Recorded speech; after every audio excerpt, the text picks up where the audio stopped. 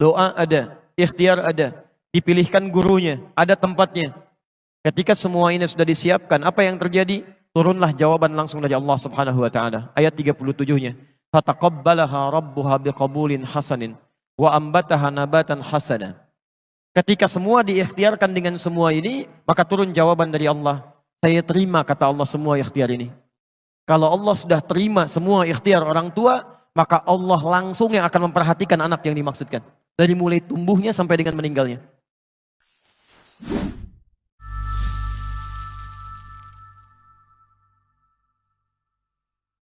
Baik, fase kelahiran.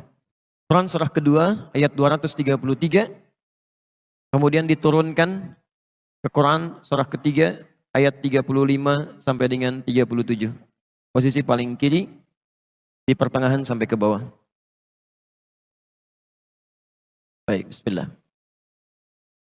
Quran surah 2 ayat 233. Wal walidatu yurdi'na auladahunna haulaini kamilaini liman arada an yutimma radha'ah. Bapak dan Ibu, kalau tadi fase kandungan, tugas kedua orang tua masih sama, masih kompak. Pasca lahiran, mulai dipisah oleh Allah. Mulai ada beda tugas. Tolong pahami betul ini ya. Pertama, tugas seorang istri yang baru melahirkan. Namanya langsung disebut oleh Allah beda. Namanya walidah. Walidah, ibu yang baru melahirkan. Wal walidatu, dan perempuan yang baru melahirkan itu yurdi'na auladahunna. Tolong jangan banyak diberikan beban, kata Quran. Fokuskan saja dirinya untuk bisa memberikan ASI bagi anaknya. Kalau bisa sempurnakan sampai dengan 2 tahun. Ibu, tugas pertamanya maksimalkan ASI. Ya Allah.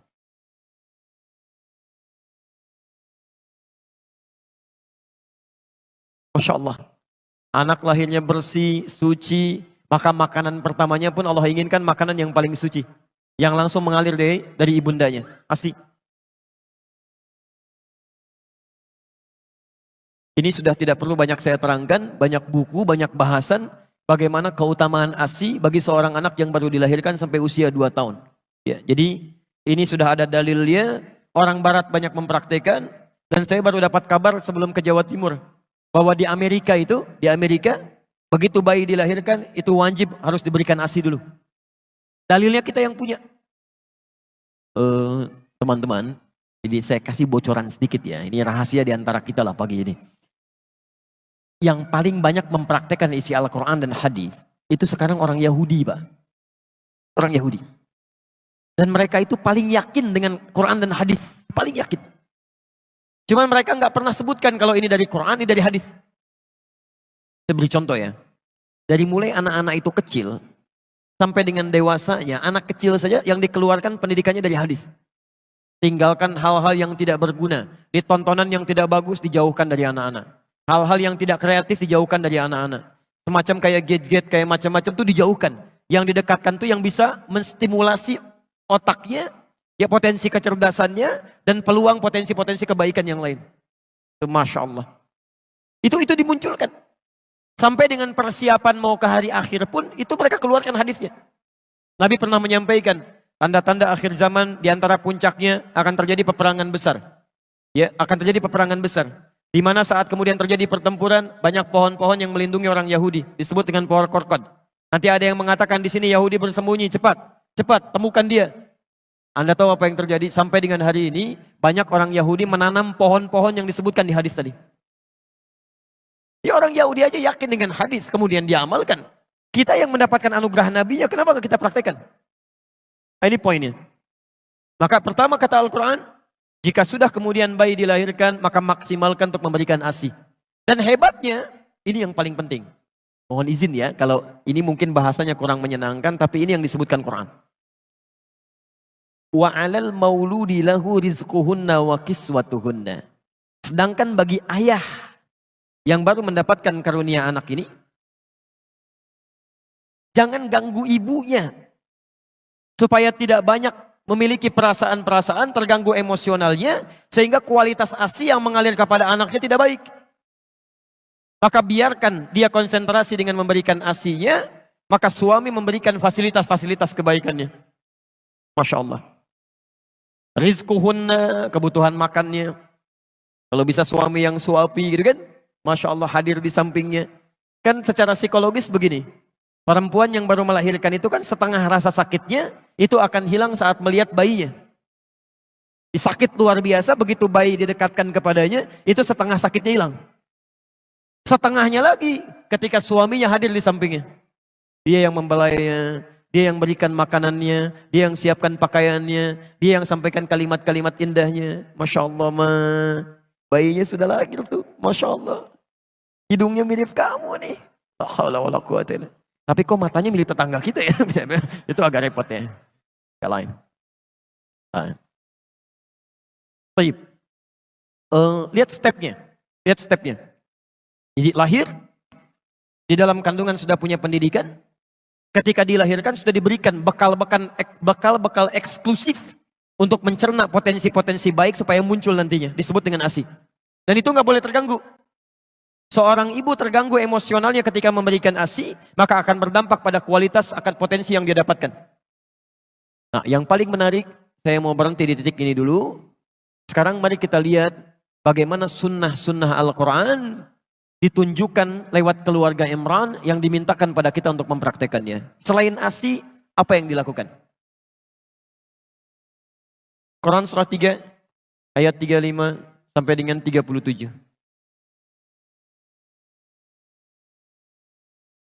Barangkali kebanyakan anak-anak kita ada di fase ini nantinya. Baik. Ayat 35, itu yang tadi sudah saya ulas. Idh qalat imra'atu Imran, Rabbi inni nadhartu laka ma fi batni muharraran, fataqabbal minni. Innaka sami'ud du'a. Ya Allah, saya bernazar anak yang saya kandung ini menjadi anak yang soleh dekat denganmu ya Allah. Saya mohon jadikan dia anak yang dekat denganmu. Jadi mohon izin Bapak dan Ibu sekalian, sekali lagi, setiap anak yang dikandung, mohonkan kepada Allah. Dan bagian keduanya di ayat ini, tolong spesifik minta, anak ini mau direncanakan jadi apa? Jadi Anda harus punya planning. Misal, anak pertama itu jadi penghafal Quran. Masya Allah. Anak kedua, tafsirnya. Masya Allah. Anak ketiga, hadisnya misalnya. Anak keempat, fikihnya. Wah, ini kalau dikabulkan oleh Allah Subhanahu wa taala indah sekali. Begitu punya persoalan, nah anak pertama apa ayatnya? Ini Abi, Masya Allah. Adik hadisnya apa? Ini Abi, Masya Allah. Tafsirnya apa kakak? Ini Abi, Masya Allah. Hukum fikihnya apa? Ini Abi. La haula wala quwata illa billah. Namira pokoknya kosong nggak ada pengajian. Habis nih. Ini indah. Yang Anda mulai rencanakan. Nah sekarang ayat 36-nya. Selain sunnah yang ini, teruskan. Falamma wada'atha, tatkala bayinya dilahirkan, qalat rabbi inni wada'tuha untha. Kemudian orang tua mulai berdoa lagi kepada Allah Subhanahu wa taala setelah menerima tentang kelahiran ini, baik laki-laki atau perempuan. Hannah pernah berkata, ya Allah, yang lahir perempuan ya. Dijawab oleh Allah, wallahu a'lamu bima wada'at wa laysa dzakaru kal untha. Allah lebih paham tentang yang dilahirkan untuk kemaslahatan kamu. Perempuan pun punya keistimewaan yang tidak dimiliki oleh laki-laki. Jadi ini adab, kalau sudah dilahirkan terima. Baik laki-laki atau perempuan, itu yang terbaik. Jangan mengeluh. Jelas ya? Baik. Apa yang dilakukan? Kemudian, wa inni sammaituha Maryam. Selanjutnya, mulai beri nama dengan nama yang terbaik. Cari nama-nama yang baik. Awas hati-hati. Ada banyak sahabat dan sahabiyah yang namanya diganti oleh Rasulullah SAW karena mengandung unsur yang tidak baik di dalamnya. Abu Hurairah namanya Abdurrahman, asalnya Abdus Syams. Ketika datang masuk Islam langsung diganti namanya oleh Nabi. Jangan Abdus Syams, ganti jadi Abdurrahman. Taib. Ada perempuan namanya Su'ah, si jelek, diganti oleh Nabi enti Jamilah, ganti jadi Jamilah. Dicari nama-nama yang terbaik di situ. Ya. Dan hati-hati, jangan sampai ada nama anak-anak misalnya, bahkan ketika diberikan nama tanpa disadari, itu nama-nama yang tidak disukai oleh Allah Subhanahu wa taala. Misal nama-nama setan, itu ya. Hati-hati. Khanzab nama setan, Dasim nama setan. Hati-hati. Kemudian Misut nama setan. Walhan nama setan. Atau saya sebutkan dulu barangkali ada yang mirip-mirip langsung ganti ya. Begitu pulang. Awas hati-hati ya. Nama-nama yang tidak baik cepat tinggalkan. Berikan nama yang terbaik di sini. Dan ini yang paling penting. Ingat nama itu bagian dari doa bagi yang bersangkutan. Jangan bercanda dengan nama. Kasihan. Saya lihat KTP beberapa orang Indonesia pernah menerima di media sosial. Itu Masya Allah. Ada yang namanya karena bapaknya senang lawakan, anaknya dinamakan Warkop DKI gitu kan. Ada yang dinamakan dengan tokoh-tokoh yang kontroversial. Kasihan, karena yang akan membawa beban dari nama itu anaknya. Bukan orang tuanya. Jelas ya? Teruskan. Berikan nama. Ini. Asi. Nama. Wa inni u'idzuha bika wa dzurriyyataha minasyaitonir rajim. Ini yang jarang dilakukan. Sejak anak dilahirkan, langsung bermohon kepada Allah Subhanahu wa taala agar dia dijauhkan dari setan. Ada setan khusus yang menggoda anak dari mulai lahir, namanya Ummu Sibyan. Ya. Berdoa supaya dijauhkan dari setan.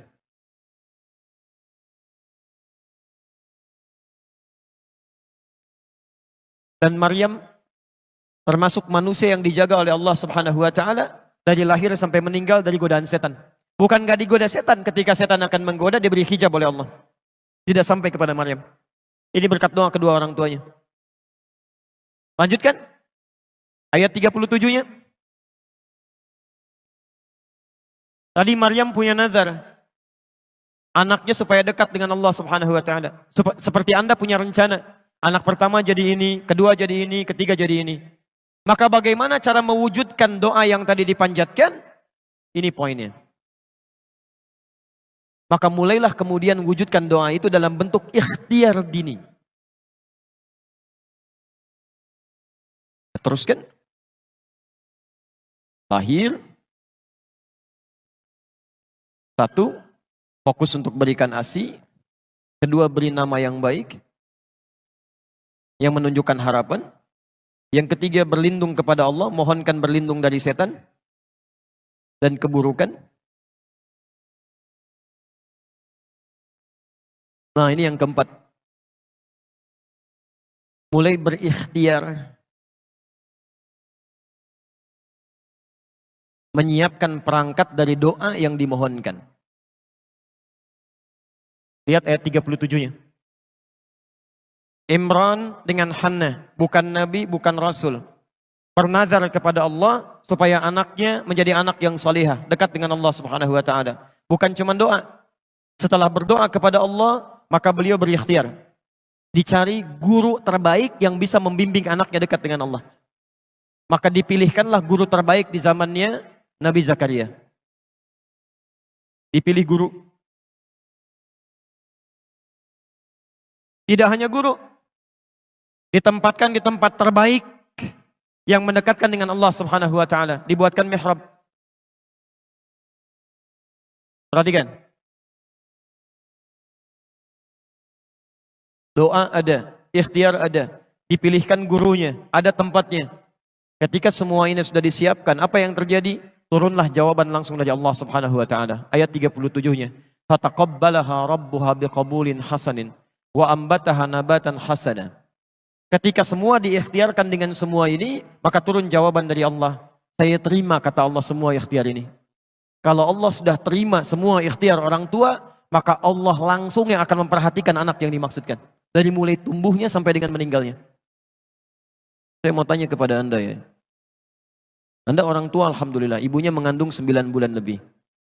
Kemudian dilahirkan, Anda bekerja keras, dirawat di rumah. Saat dia mulai sekolah, apakah Anda bisa memastikan kalau anak Anda bisa menyentuh makanan yang baik? Bertemu dengan teman yang baik? Mendapatkan perawatan yang baik? Belum tentu. Kita punya keterbatasan. Bahkan anak pulang ke rumah masih bisa menyentuh sesuatu yang salah. Di sini mungkin belum pernah terjadi, Pak. Tapi pernah terjadi kasus di Jakarta. Ini orang tua, Muslim yang taat, baik. Anaknya TK-nya Islam, SD-nya Islam, SMP-nya Islam, SMA-nya Islam. Ini kisah nyata, perempuan. Dikira sudah kuat modalnya, kemudian masuk ke universitas yang kurang bagus dari sisi akidahnya. Walaupun favorit dari sisi keilmuan umumnya. Sudah masuk ke kampusnya, 2 pekan tidak pulang ke rumah, Pak. Begitu pulang ke rumah, dibuka hijabnya, minta izin pindah agama. Terjadi. Kita nggak bisa pastikan. Jadi yang terbaik adalah memohon kepada Allah, titipkan kepada Allah. Kalau Anda menitipkan anak Anda kepada Allah Subhanahu wa Ta'ala, maka dimanapun dia berada, Allah yang akan merawatnya. Allah akan palingkan dari rizki yang tidak baik. Allah palingkan dari teman-teman yang tidak baik. Allah akan jaga itu. Seperti Nabi Ya'qub menitipkan Yusuf kepada Allah Subhanahu wa Ta'ala. Seperti Imran menitipkan putrinya kepada Allah Subhanahu wa Ta'ala. Apa yang terjadi? Maaf, jangankan teman-temannya, rizkinya pun Allah yang berikan. Fakaffalaha Zakaria, kullama dakhala 'alaiha Zakaria al-mihraba wajada 'indaha rizqa. Ini mihrab, kuncinya yang pegang Nabi Zakaria. Yang memberikan segala kebutuhannya, pakaiannya, makanannya, segalanya, yang nyimpan Nabi Zakaria. Tapi kata Al-Quran, setiap kali mau menyampaikan kebutuhannya masuk ke dalam mihrab, sudah ada di dalamnya. Ketika Anda menitipkan anak Anda kepada Allah, maka Allah yang akan berkenan memberikan segala kebutuhannya. Kalau ada yang haram, akan dipalingkan, masuk yang halal. Dengan cara apapun. Sampai heran, kalau musim anggur ada anggur, wajar. Ini bukan musim anggur, ada anggur. Qala ya Maryamu anna laki hadza, Maryam dari mana semua ini? Qalat huwa min indillah.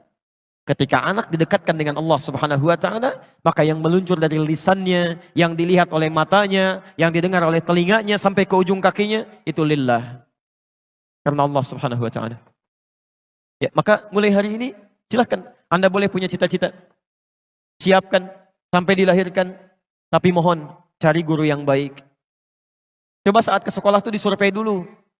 Kepala sekolahnya siapa? Guru-gurunya bagaimana? Pada rajin sholat apa tidak?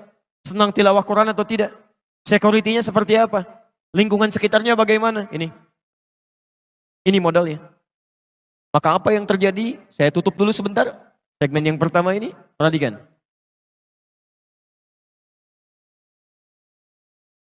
Jadi orang tuanya namanya siapa?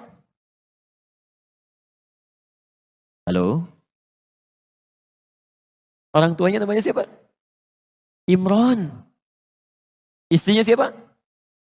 Hanna. Baik. Imran dan Hanna. Tidak disebutkan di Quran. Punya anak namanya siapa? Maryam. Baik. Sekarang lihat. Imran Nabi bukan? Bukan. Hanna Nabi bukan? Bukan. Punya anak namanya Maryam. Maryam Nabi bukan? Rasul bukan? Bukan. Tapi yang hebat, bisa lebih baik dibandingkan kedua orang tuanya. Lebih baik. Ciri kebaikannya. Lihat, ciri kebaikannya. Imran dengan Hanna disebutkan dalam bentuk keluarga. Keluarga Imran, Maryam punya surat sendiri, surah Maryam. Ibunya Maryam dan bapaknya kalau ingin makan ikhtiar dulu. Maryam tidak, Allah langsung yang berikan kepadanya. Ibunya Maryam mengandung, menikah dulu dengan Imran. Maryam tidak, mengandung, melahirkan tanpa disentuh oleh laki-laki manapun. Walam yamsasni bashar. Saya berikan rumus tafsir ya. Kalau di Quran ada kalimat menunjuk kepada orang, kejadiannya disebutkan, itu tandanya tidak akan berlaku lagi di masa yang akan datang. Hanya terjadi pada orang ini saja. Di Maryam pernah mengandung, pernah melahirkan tanpa disentuh oleh perempuan laki-laki manapun. Dan bahasanya dikatakan Maryam binti Imran. Itu artinya tidak akan pernah terjadi kejadian ini kecuali hanya pada Maryam binti Imran saja. Jadi kalaupun ada perempuan sekarang bisa mengandung, melahirkan tanpa bapak, itu banyak. Tapi yang tidak disentuh laki-laki cuma Maryam. Kalaupun ada yang ngaku-ngaku Maryam, mungkin ada. Tapi tidak ada yang Maryam binti Imran. Cuma ini. Lebih hebat dibanding kedua orang tuanya. Sekarang Maryam mengandung, melahirkan. Lahir siapa? Isa. Nabi bukan? Rasul bukan? Rasul. Lebih baik dibandingkan dengan ibu dan kakeknya. Di ketika generasinya dilahirkan, itu selalu lebih baik daripada sebelumnya. Ini prinsip dari Al-Quran. Anak kita akan mendapatkan tantangan di masa yang jauh daripada kita. Mesti kita siapkan lebih baik dibandingkan kedua orang tuanya. Kalau punya anak lebih baik daripada bapaknya. Punya cucu lebih baik daripada kakek, neneknya, dan kedua orang tuanya. Karena tantangan dia di masa depan lebih daripada kita saat ini. Sering orang tua mengatakan, Ustadz mohon doakan supaya anak saya bisa seperti Ustadz. Saya katakan jangan. Harus lebih daripada ini. Karena tantangan dia di masa datang lebih daripada ini. Ini poinnya.